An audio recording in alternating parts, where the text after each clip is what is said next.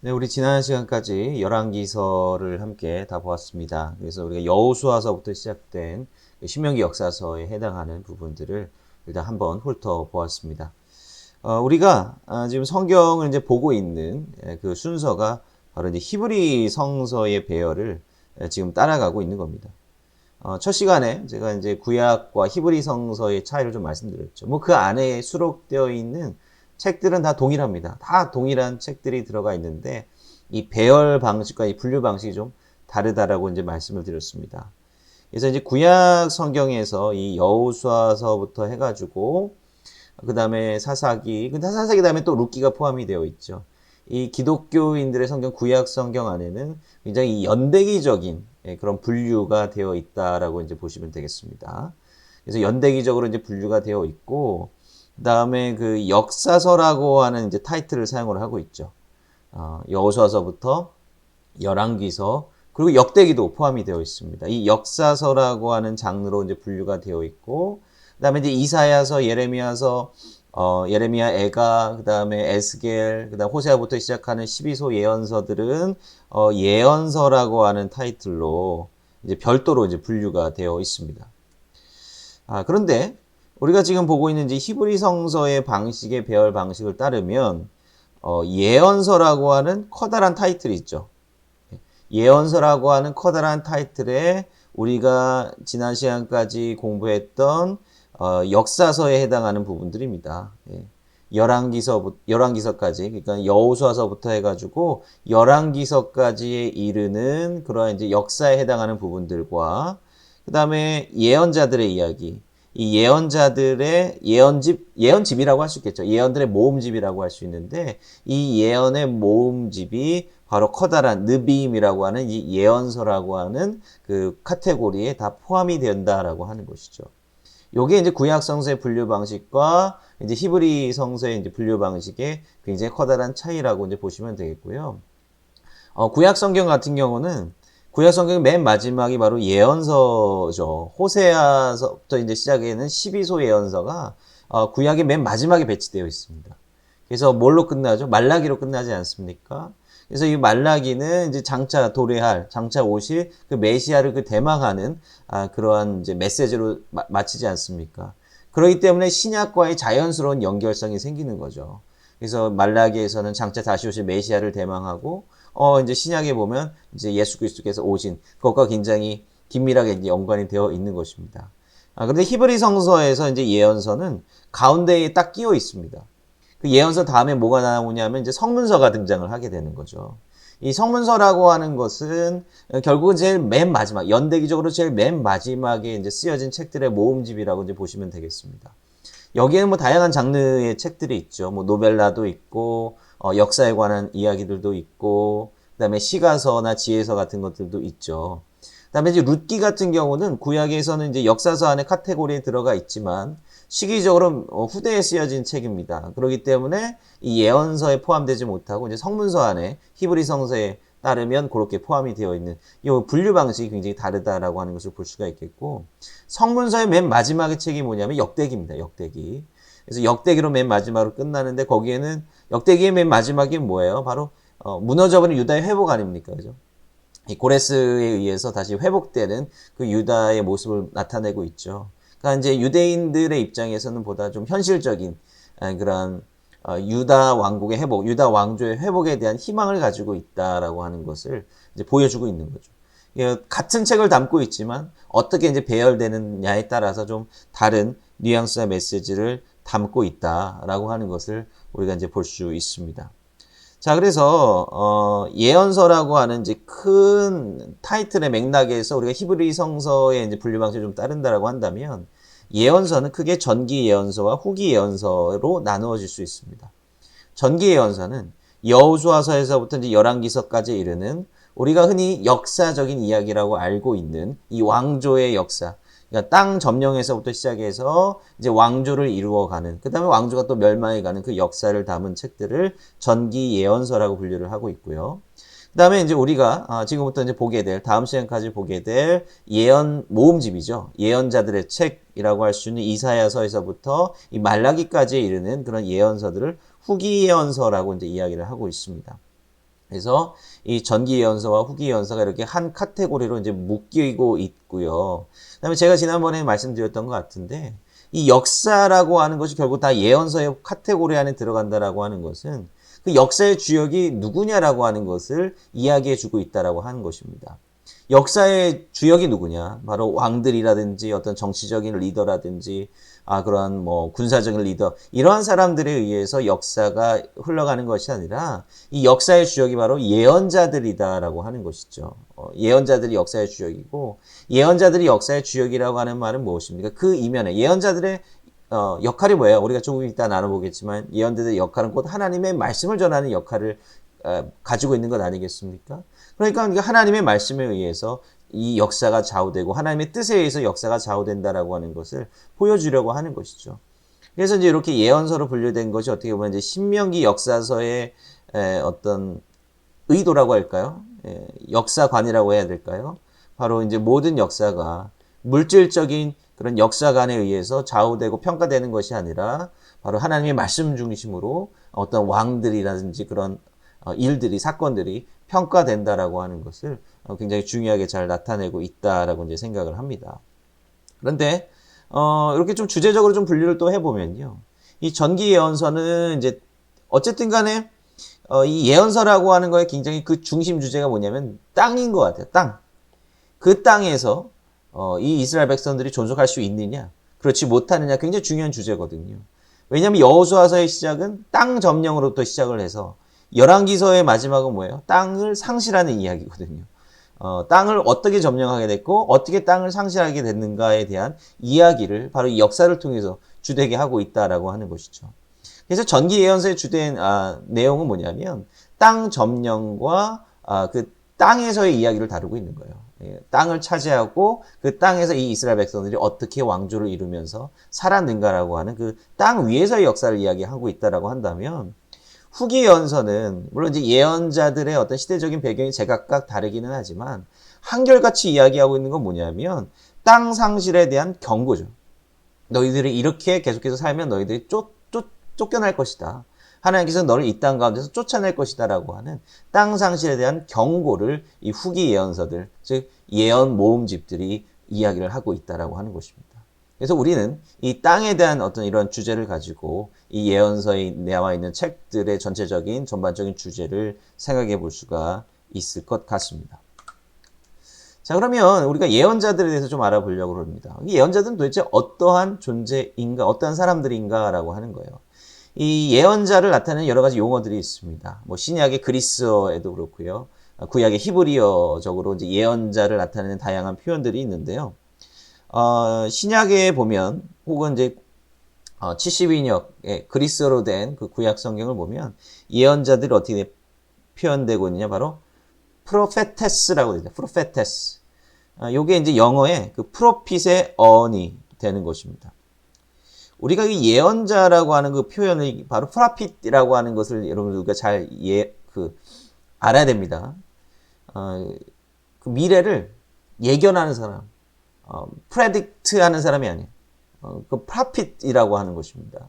이 미래를 단순히 앞을 내다보고 예견하는 뭐 그런 사람이 아니라 이 프로핏이라고 하는 아주 고유한 명칭이 사용되었다라고 하는 것을 우리가 좀 생각을 해봐야 된다라고 하는 거죠.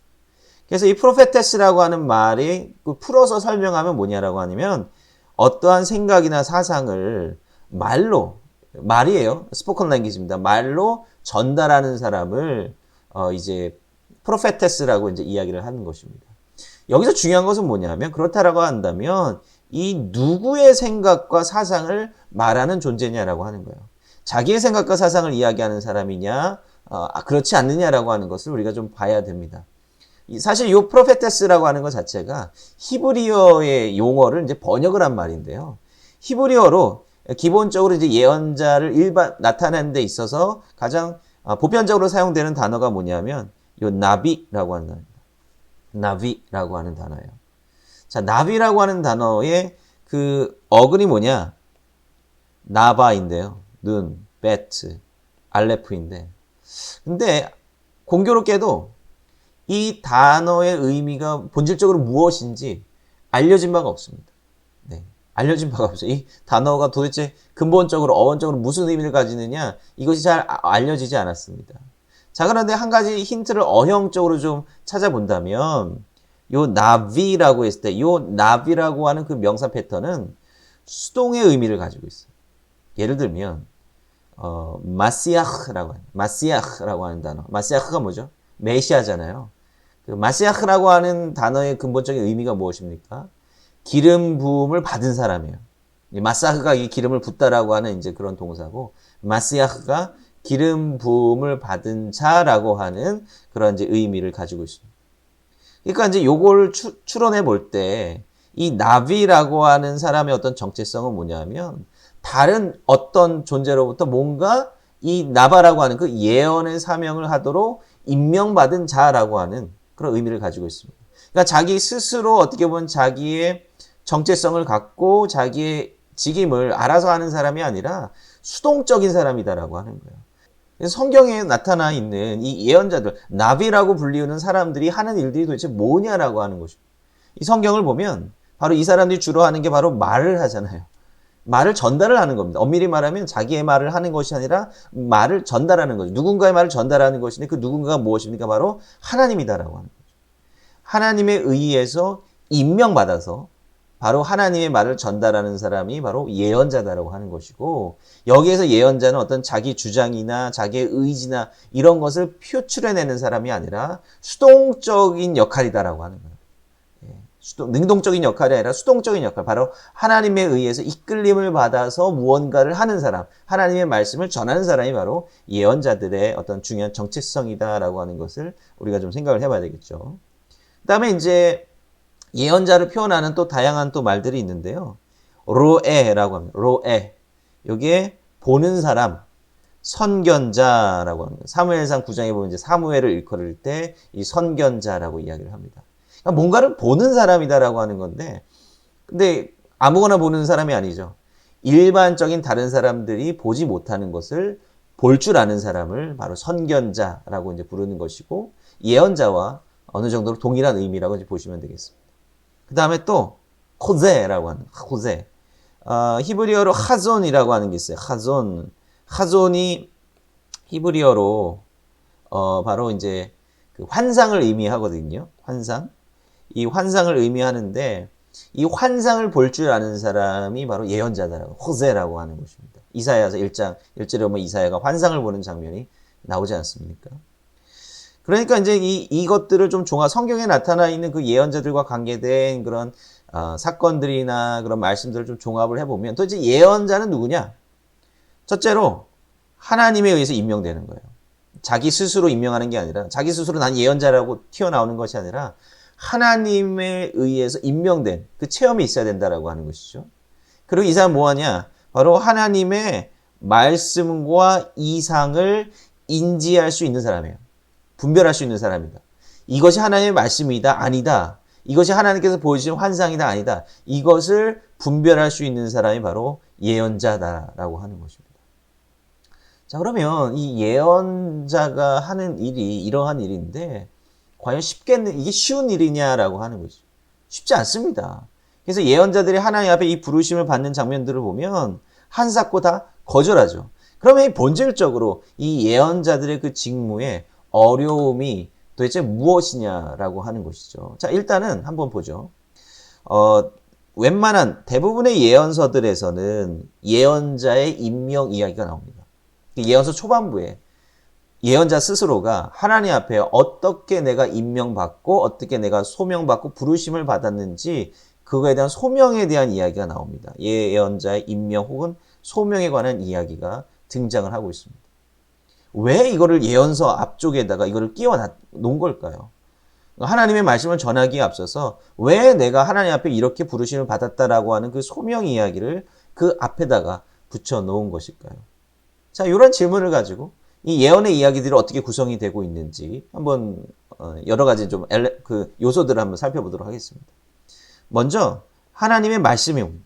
하나님께서 누구를 부르시고 하나님께서 말씀하셨다라고 하는 이 하나님께서 말씀하셨다라고 하는 부분이 강조가 되고요.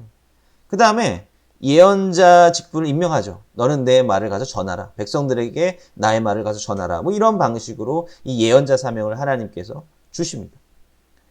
그리고 확증을 해주십니다. 이 확증은 뭐 다양한 방식으로 이루어지기도 하는데, 뭐 입술에 수출된다든지, 뭐 이러한 방식으로 정결케 되었다. 뭐 이제 이러한 확증을 이제 하나님께서 이제 보여주시죠.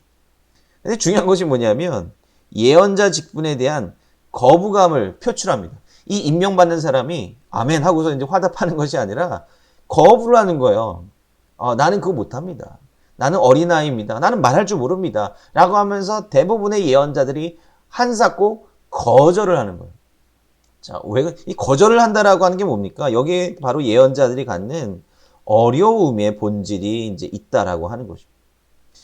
왜 그럴까요? 먼저 이 어렵다, 이 예언자 직분이 어려운 이유는 첫째로는 뭐냐면 이 예언자가 선포해야 되는 것이 뭐예요? 좋은 이야기면 좋지만 대부분은 심판이에요. 너 잘못됐다. 잘못된 길을 가고 있다. 왕이라고 할지라도 그걸 두려워하지 말아야 됩니다. 왕 앞에 나아가서도 담대하게 그걸 전해야 된다라고 하는 거예요. 심판의 메시지를 전해야 되고 사람들이 듣기 싫어하는 메시지. 당대의 사회 가치관과 완전히 대비되고 거꾸로 가는 그런 이야기를 전달해 줘야 되는 게 바로 예언자들의 사명이었다라고 하는 것입니다. 이것이 쉽겠습니까? 어렵죠. 자, 두 번째.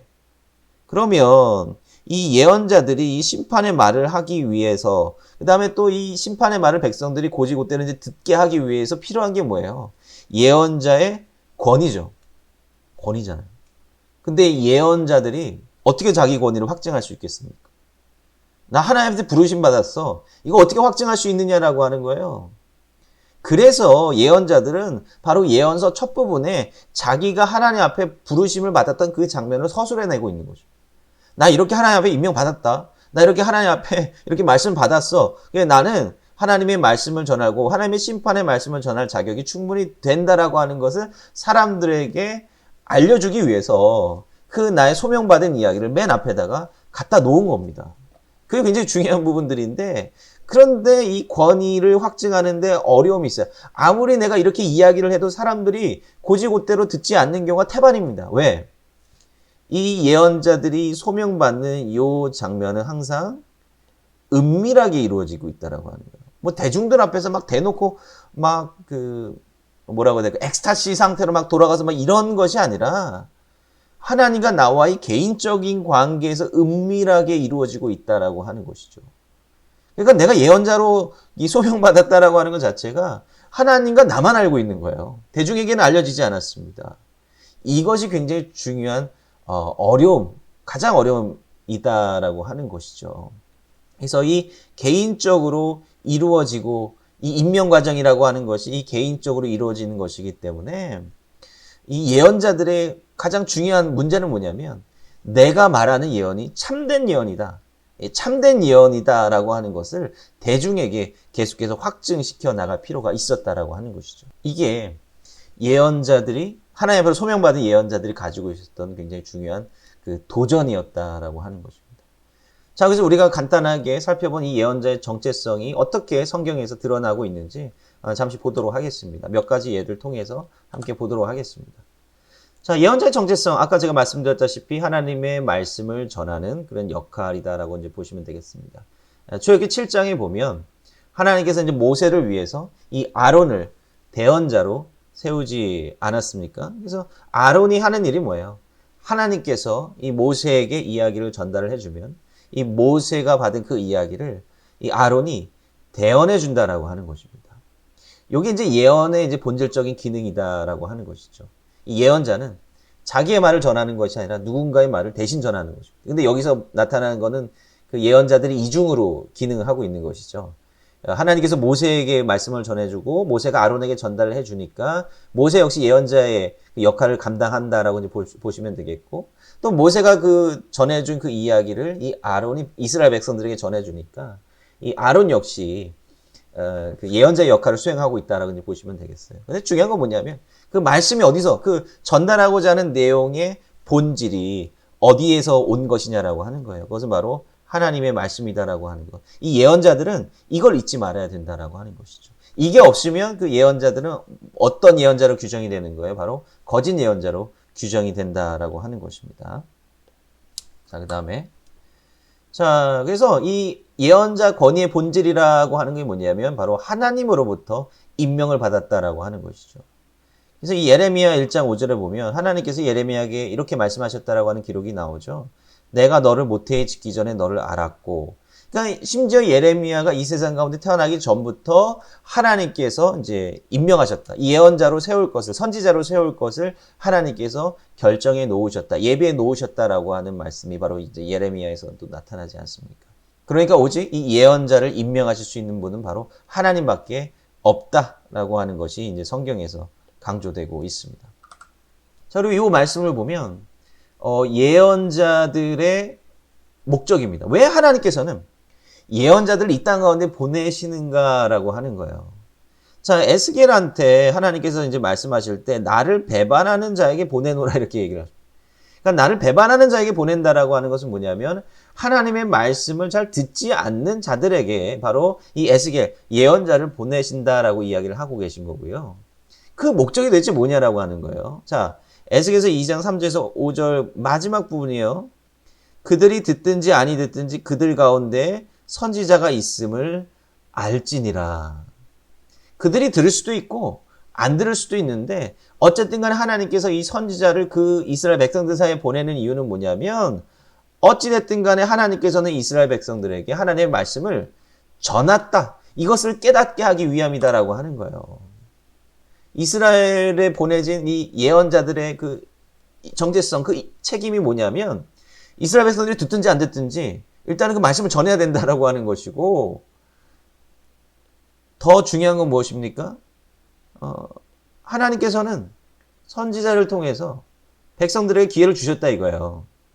회개할 기회를 이미 주셨다라고 하는 겁니다. 그런데 백성들이 그 선지자들의 말을 듣지 않아서 결국 파국으로 그들의 운명을 몰고 간 그 원인이 뭐냐? 하나님이 아니다라고 하는 거예요. 예언자들의 말을 듣지 않은 이스라엘 백성들의 책임이다라고 하는 것입니다. 네.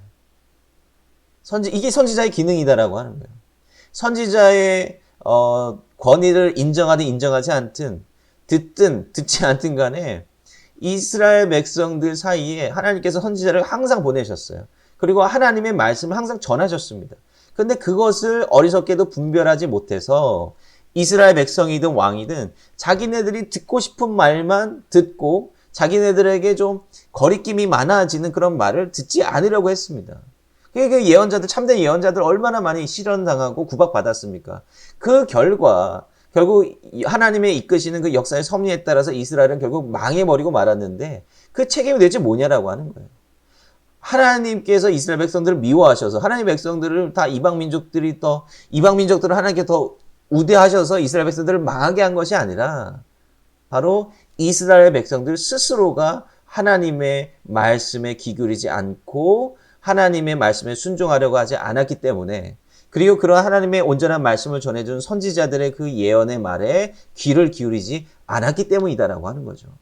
그러니까 이스라엘이 멸망한 것은 이스라엘 백성들 스스로가 자초한 것이고 그들의 책임이다라고 하는 것을 이제 이야기를 해주고 있다라고 하는 것입니다. 자, 우리가 이 도식을 좀 잘 이야기를 해야 될 텐데요. 그렇다라고 한다면 이제 우리가 이제 물어야 될 질문. 그러면 예언자들이 이 소명받은 것, 이것은 철저히 하나님과 아주 은밀한 그런 상황 가운데서 개인적으로 그 예언 소명을 받은 것인데, 그럼 그 예언자가 진짜 참된 예언자인지 아닌지, 그 예언자가 말하는 예언이 참 예언인지 가짜 예언인지 이것도 어떻게 분별할 수 있느냐라고 하는 거예요. 네. 자, 우리가 이것을 좀 잘 파악을 해야 된다라고 하는 겁니다. 자, 예언의 도식을 그려보면 이렇죠. 하나님께서 예언자에게 말씀을 일단 전해주십니다. 그러면 그 말씀을 듣고 예언자는 그 백성에게 이야기를 전해야 되는 거죠. 자, 하나님께서 예언자에게 말씀을 전하는 그 단계를 A단계라고 하고요. 예언자가 백성에게 그 말을 전하는 단계를 B단계라고 합니다. 그러면 A단계가 결여되어 있는 예언자는 뭐라고 부릅니까? 바로 거짓 예언자라고 부르는 겁니다. 자기가 듣지도 않고, 왜냐하면 이게 고대 근동에 제가 뭐 몇 번 반복해서 말씀드렸지만 고대 근동의 대부분의 예언자들이 이러한 형태의 예언자들이다라고 하는 거예요. 고대근동 다른 국가들에서도요, 이 왕궁 예언자들이 있습니다. 성경에 보면 이 이사야도 사실 왕궁 예언자였고, 이 하나냐와 같은 예레미야서에 등장하는 사람도 이제 왕궁 예언자들이었죠. 그 왕궁 예언자들이 그 고대근동, 이스라엘 바깥의 고대근동 지역의 그 왕궁 예언자들의 역할은 뭐냐면, 왕들의 결정을 신의 이름으로 떠받쳐주는 역할을 하는 겁니다. 신이 어디에 전쟁을 간다라고 결심을 하면, 신들께서 당신을 지켜주실 것입니다라고 해서 이제 신학적으로 종교적으로 이 떠받쳐주는 역할을 하는 것이 그 제국들의 어떤 왕궁 예언자들의 역할이었다라고 하는 거예요. 그들은 뭐 거짓된 신에게서 못 들었죠. 그저 어떻게 보면 왕이 듣기 좋은 이야기를 해주고자 했다라고 하는 것입니다. 이걸 거짓 예언자라고 하는 거예요. 예레미야서에 나오는 하나냐 마찬가지 아닙니까? 이집트에 설 것이냐, 바빌론에 설 것이냐라고 했을 때 하나냐가 하나님께서 이 바벨론의 멍에에서 우리를 해방시켜 줄 것입니다라고 아주 단언하잖아요. 근데 사실 하나님께서 하나냐에게 주신 그런 말씀이 아니잖아요. 거짓 예언자가 나중에 처단당하지 않습니까? 우리는 이제 이러한 거짓 예언자의 어떤 그 형태를 우리가 좀 알아야 되겠고요. 그 다음에 예언자가 그러니까 하나님 앞에서 분명히 말씀을 전해 들었음에도 불구하고 말씀을 전하지 않는 경우도 생기는 거예요. 대표적으로 요나잖아요. 그 예언자를 뭐라고 부르냐면 실패한 예언자라고 부릅니다. 불순종한 예언자라고 부르는 겁니다. 근데 그 예언을 왜 안 전했겠어요? 요나서 보면 하나님께서 요나에게 무슨 이야기를 하십니까? 니느웨 성에 가서, 악독한 성 니느웨, 아수르의 수도잖아요. 그죠? 니느웨에 가서 그 심판의 말을 전하라라고 하는 거예요. 심판의 말을 전하라라고 하는 거예요. 너희들 이제 조금 있으면 다 죽는다. 하나님의 멸망, 하나님의 심판 받아서 너희들 다 망할 거야. 바로 이 예언을 전하라고 이제 하나님께서 말씀을 해주시는 것입니다. 그런데 전하고 싶겠어요? 아무리 하나님의 말씀이 진리라고 해도 내가 거기 가서 그런 얘기를 했다가는 그냥 완전히 죽지 않겠습니까? 그런 두려움 때문에 요나가 쉽사리 하나님의 말씀을 전하지 못했던 것 아닙니까? 그 예언자를 바로 이제 실패한 예언자다라고 이제 이야기를 하는 겁니다. 그래서 A하고 B 단계가 유기적으로 이루어져야 하나님의 이제 신실한 예언자가 되는 것이지, 어느 한계가 빠져 있다라고 한다면 우리는 그 예언자를 이제 잘못된 예언자라고 부르게 된다라고 하는 것이죠. 자, 그럼 이제 고대근동에 있어서 다른 이제 가나안 지역이나 이제 다른 지역에 있어서 아까 제가 말씀드린 이제 왕궁 예언자들은 이제 왕이 듣고자 하는 그런 이제 예언들을 했다라고 이제 말씀드렸는데, 또 한 측면에서는 점이에요. 점의 기능을 가지고 있는 겁니다. 신명기 18장 14절 보면 이제 그 신명기 18장의 굉장히 중요한 내용이 뭐냐면 그 예언자들에 관한 내용입니다. 레윈에 대해서 이야기를 하면서 또 다른 한 축으로서 이 예언자들, 어떤 예언자들이 이제 참된 예언자인가, 요거에 대한 굉장히 중요한 지침들을 이제 주고 있습니다. 그래서 신명기 17장이 왕에 대한 이야기라고 한다면 신명기 18장은 이제 레위인들과 이제 예언자들에 관한 이제 종교적인 이제 역할들을 수행하는 그런 사람들에 대한 이제 이야기라고 이제 볼 수가 있겠는데요. 자, 그래서 그 이스라엘 백성들이 가나안 땅에 들어가서 쫓아내야 될 사람들이 누구냐면 기륭을 말하는 자나 점쟁이다라고 하는 거예요. 그러니까 우리가 예언이라고 했을 때 딱 처음에 드는 생각이 뭐예요? 미래에 있을 일. 내가 미래에 동쪽으로 가면 누구를 만날 수 있고 서쪽으로 가면 누구를 어떻게 될까? 이런 미래에 관한, 이건 점이라고 하는 거죠. 점이라고 하는 측면인데 하나님께서 이 예언자들에게 주신 사명은 바로 이런 것이 아니다라고 하는 거예요. 그러나 하나님께서 주시는 그 예언이라고 하는 거는 우리의 삶이 현재 선한가 혹은 그렇지 못한가를 보게 만드는 그런 거울이다라고 하는 것이죠. 물론 이제 예언은 미래를 함축하고 있습니다. 어떤 방식에서 미래를 함축합니까? 내가 하나님 앞에 선하게 살아가지 못하면, 하나님의 말씀대로 순종하지 못하면 내 삶에 심판이 있을 것이다라고 한 바로 그러한 미래잖아요. 미래에 관한 이야기를 하고 있는데 미래의 포인트가 아니라 현재 내가 어떻게 살아야 되는가, 어떻게 하나님 앞에 신실하게 살아가야 되는가에 대한 현재 내 삶에 대한 경고를 바로 예언이 담고 있다라고 하는 것이죠. 자, 그래서 이제 예언이라고 하는 것은 단순히 미래에 일어날 일을 이야기하는 것이 아니라 참된 예언의 본질은 뭐냐면 바로 하나님의 말씀을 전하는 겁니다. 보다 폭넓은 개념이다라고 말씀드렸죠. 하나님의 말씀을 통해서 나의 현재의 모습을 성찰하게 만드는, 내가 나아갈 길을 깨닫게 만드는 그 폭넓은 그 영역이 하나님의 말씀이 바로 예언의 말씀이다라고 하는 것을 우리가 좀 기억을 해야 되겠죠. 자, 이제 마지막으로 참된 예언의 여러 가지 조건들이 있습니다. 아까 제가 질문했죠. 과연 어떤 예언자가 참된 예언자고 어떤 예언이 참된 예언인가? 이 성경에 나타나 있는 그 거짓 예언과 참 예언을 이제 구별하는 다양한 기준들을 한데 좀 모아봤습니다. 주로 이제 신명기 18장, 열왕기상 13장, 이제 예레미야서에 관련된 이제 내용들이라고 할 수가 있겠는데요. 자, 신명기 18장 20절에 보면 처음에 바로 그 예언은 하나님의 이름으로 선포되어야 됩니다. 다른 신의 이름이 아니라 바로 하나님의 이름으로. 히브리어 코아마를 아돈나이라고 하는데 여호와 하나님께서 말씀하시기를 하면서 바로 하나님의 이름으로 먼저 선포가 되어야 됩니다. 여기는 이제 하나님의 예언이라고 하는 것은 결국은 그 말씀의 권위가 어디에서부터 오느냐를 규정하는 것이죠. 나의 말을 하는 것이 아니라 바로 하나님의 이름으로 이 예언을 선포해야 된다라고 하는 것입니다. 그것이 참된 예언의 첫 번째 조건이고요. 자, 두 번째 조건. 하나님의 이름으로 선포된 참된 예언은 성취되어야 됩니다. 자, 이거 굉장히 중요한 부분입니다. 참된 예언은 성취되어야 돼요. 왜? 하나님의 말씀이니까. 하나님께서 말씀하셨기 때문에 그 하나님께서 주신 그 예언의 말씀은 반드시 이루어져야 된다. 증거로서 나타내야 된다. 이것이 참된 예언의 중요한 증거다라고 하는 것이죠. 그런데 여기서 살짝 약간의 좀 반전이 있습니다. 그 반전은 그 다음에 우리가 좀 보게 될 겁니다. 자, 그 다음에 참된 예언은 하나님의 다른 명령을 침해해서는 안 된다라고 하는 거예요. 자, 이게 열왕기상 13장에 나와 있는 그 예언자들에 대한 참 흥미로운 에피소드가 있어요. 한 예언자가 하나님께서 그 말씀을 주셨잖아요. 그 예언의 말씀, 하나님의 말씀을 듣고 길을 간단 말이에요.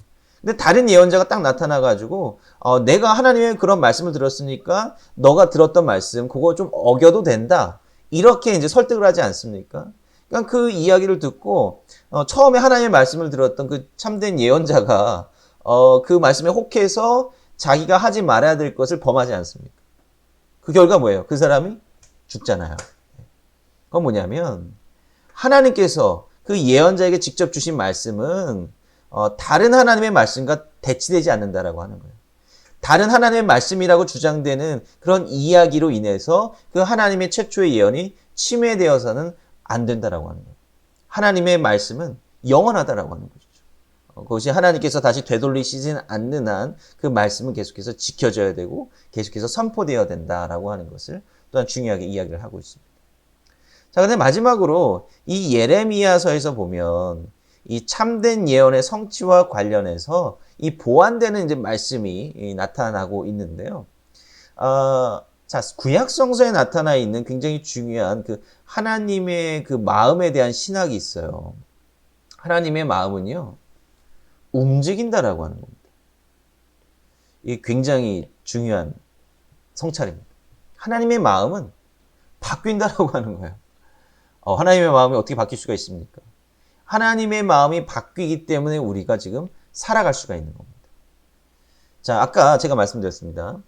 하나님이 주신 그 예언의 말씀은 반드시 성취되어야 된다. 그 하나님의 말씀을 이루고 하나님의 말씀을 전하고 그 전한 말씀대로 딱 성취가 됐어요. 그러면 그 예언자는 참된 예언자로 추앙받는 거예요. 그리고 그 다음에 그 예언자가 하는 말이 권위를 얻게 된다라고 하는 것이죠. 그러면 예언을 크게 두 가지 예언으로 할 수 있습니다. 하나는 축복의 예언이 될 수도 있겠고 평화에 대한 예언이 될 수 있겠고 다른 하나는 심판에 대한 예언이 될 수 있어요. 자, 그럼 평화에 대한 예언은 반드시 이루어져야 됩니다. 예레미야서 이제 28장, 26장 이제 여기에 보면 아까 제가 잠깐 말씀드렸던 이 시드기야 왕 때의 하나냐와 이제 예레미야의 논쟁이 나타나고 있는데요. 이 시드기야 왕 주변에 있었던 이 왕궁 예언자들은 하나같이 다 평화에 대한 예언을 하는 거예요. 우리 가운데 샬롬만이 있을 것입니다. 바벨론 우리를 얼씬하지 못할 겁니다. 전쟁 없어요. 라고 이야기를 하는 겁니다. 근데 예레미야가 이제 얘기를 하는 거죠. 평화에 대한 예언은 정말 우리 눈으로 목도되어야 된다. 평화에 대한 예언은 실현이 되는 그 순간에 참된 예언이라 인정받는 것이다라고 하는 것을 이야기하고 있습니다. 그러니까 평화에 대한 예언은 요 논리가 맞아요. 실현돼야지 그건 참된 예언으로 인정받는 거예요. 그런데 요 심판에 대한 예언은 좀 변수가 있다라고 하는 겁니다. 심판에 대한 예언은 틀릴 수 있다라고 하는 거예요. 왜? 하나님의 마음이 움직이기 때문에. 사실 이것이 예언의 가장 근본적인 역할이자 기능이라고 볼 수 있습니다. 회개거든요. 아까 제가 말씀드렸죠. 이 예언이라고 하는 것은 단순히 미래에 나타날 일을 그냥 미리 말하고 미리 아는 차원이 아니다. 우리의 현실 상황을 성찰하게 만드는 것이다. 현실에서의 우리의 삶의 모습을 성찰하게 만들고 잘못되었다라고 한다면 우리가 고치고 회개해서 하나님의 뜻에 합당한 그 길로 가게 만드는 것이 예언의 굉장히 본질적인 역할이다라고 말씀드렸잖아요. 그러니까 그 심판의 예언을 듣고 심판의 예언을 들었어요. 백성들이 회개하면 하나님께서 그 심판을 내리지 않는다라고 하는 거예요. 결론적으로 뭐예요? 그 예언이 틀린 걸로 판명이 되는 거잖아요. 그죠? 근데 틀린 게 하나님의 은혜 아닙니까? 그 요나서 보면요. 요나는 그 실패한 예언자라고 되어 있는데 나중에 어쨌든 하나님의 말씀을 전하지 않습니까? 근데 이 요나서의 맨 마지막 부분에 보면 요나가 하나님한테 엄청나게 타박해요. 막 하나님한테 막 반항하지 않습니까? 왜 그런 반항을 하는 거죠? 요나의 예언이 결국 틀렸잖아요. 요나는 분명히 아수르 그 니느웨 백성들한테 심판을 선포했거든요. 근데 아수르 백성들이 막 회개하는 겁니다. 그러니까 하나님께서 그 회개를 듣고 심판을 하시지 않아요. 그럼 아무 일도 없는 거잖아요. 평화가 요나 입장에서는 자기가 거짓 예언자가 됐다 이거예요. 내가 거짓 예언자가 됐다 이거. 그러니까 하나님한테 항변하는 거예요. 하나님께서 저렇게 쉽게 마음 바꾸실 줄 몰랐습니다. 막 하면서 막 하나님 막 힐난하면서 막 대들지 않습니까? 그게 이제 당시 요나의 마음은 바로 자기 예언이 틀렸다라고 하는데 집착하고 있었다라고 하는 것입니다. 그러니까 요나는 아주 철저하게 실패한 예언자이고 요나가 하나님 앞에 부르심을 받았기는 했지만 하나님께서 이 요나에게 말씀하셨던 전하라고 했던 그 예언의 본질 자체를 전혀 이해하지 못했다라고 하는 것을 우리가 볼 수 있지 않습니까? 그러니까 이 심판에 여기 사실은 그 예언 참된 예언이냐 거짓 예언이 굉장히 본질이 있다라고 하는 거예요. 그냥 왕이 듣기 좋은 평화로운 말만 하는 그 예언은 정말로 평화가 임해야 그 예언이 참된 예언이라고 판명이 되는 것이지만 이 심판의 예언들은 틀릴 수 있다라고 하는 것입니다. 이것이 성경에서 말하는 그 참된 예언을 구별하는 이제 기준이다라고 하는 것이죠. 그건 여전히 쉽지 않습니다. 그죠? 예언자들은 개인적으로 하나님 앞에 그 사명을 받았습니다. 그 예언자의 권위라고 하는 게 백성들에게 공개적으로 잘 알려지지 않았다라고 하는 것이죠. 또 예언자들이 이제 예언을 통해서 그 예언의 실현을 통해서 결국 내가 권위 있는 예언자다라고 하는 것을 이야기를 해야 되잖아요. 평화에 대한 예언은 그렇다 치다 할지라도 그러나 이 하나님 앞에 부름받은 이 참된 예언자들은 많은 경우 심판의 예언을 했어야 되는데 그 심판의 예언이라고 하는 것이 꼭 반드시 이루어지는 것은 아니지 않았습니까? 바로 하나님의 마음이다라고 하는 그 변수 때문에 말입니다. 그렇기 때문에 이 예언자들은 항상 어려움과 도전 앞에 있어야 된다라고 하는 것입니다. 이런 예언자들의 이제 책임과 그런 직무, 그런 현실적인 그 상황들을 바라보면서 우리가 오늘날 목회자로서 정말 예언자적인 사명을 이 시대 가운데 잘 감당하고 있나 이런 것들 좀 생각해 볼 필요가 있을 것 같습니다. 우리 다음 주에는 이제 이사야서, 예레미야서, 에스겔서 그리고 이제 시브서 예언서들을 한번 좀 개괄적으로 쭉 보면서 이 예언자들이 어떠한 이야기들을 우리에게 어떠한 하나님의 말씀들을 우리에게 전해주고 있는지 함께 또 살펴보도록 하겠습니다.